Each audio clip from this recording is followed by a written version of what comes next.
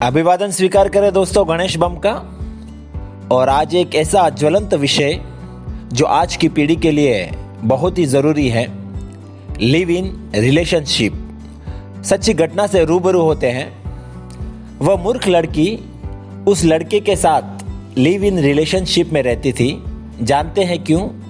क्योंकि उसने सिनेमा घरों में देखा, सीरियल्स में देखा, सुना होगा कि देश के कुछ बुद्धिजीवी, अभिनेता, साहित्यकार आदि आदि लिव इन को ही जीवन जीने का आधुनिक और बढ़िया तरीका बताते हैं।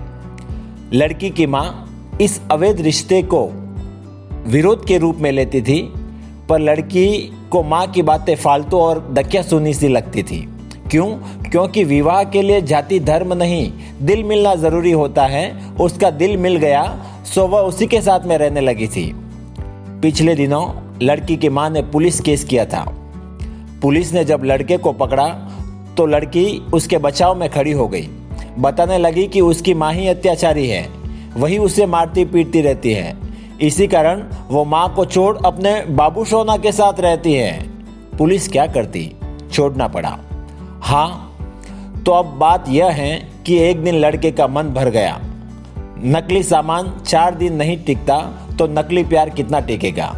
मन भर गया तो प्रेम मारपीट में बदल गया। लगभग रोज मारपीट होने लगी। एक दिन लड़के ने लड़की को खूब मारा, हाथ पैर बांध कर मारा, पूरे शरीर पर दाग हो गए। यही वह प्रेम था जिसके लिए लड़की ने मां को छोड़ा था। अभी रुकिए, एक दिन तो हद से बाहर की बात हो गई। जब लड़की मार की पीड़ा से चीख पड़ी तो उसने लड़की के होठों को फेविक्विक तक लगा दिया।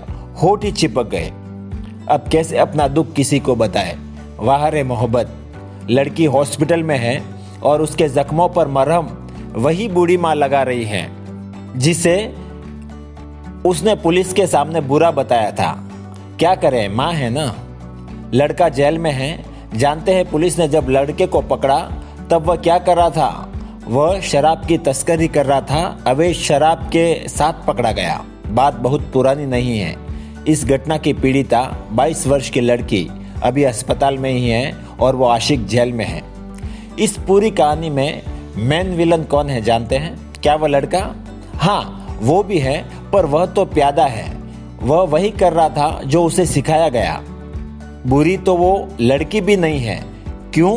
क्योंकि वह सिनेमा के नशे में डूबी। उस मूर्ख को कभी लगा ही नहीं कि वह जाल में फंस गई है। ना समझ है वो। उसे विलन क्या कहेंगे? विलन है वे धूर्त नकाबपोश जो ऐसे रिलेशनशिप को जायज ठहराते हैं, ऐसे विवाह की पैरवी करते हैं, पर ऐसी घटनाओं के समय चुप्पी साध लेते हैं, जो मासूम बच्चों के इस भयानक दल में धकेलते हैं। ऐसी घटना की बार बार, 1000 बार चर्चा होनी चाहिए ताकि यह देश की अंतिम लड़की तक पहुंचे। यही एकमात्र उपाय है आने वाली पीढ़ी को भ्रम से बचाने के लिए। सावधान रहिएगा, सतर्क रहिएगा और अपना ख्याल रखिएगा।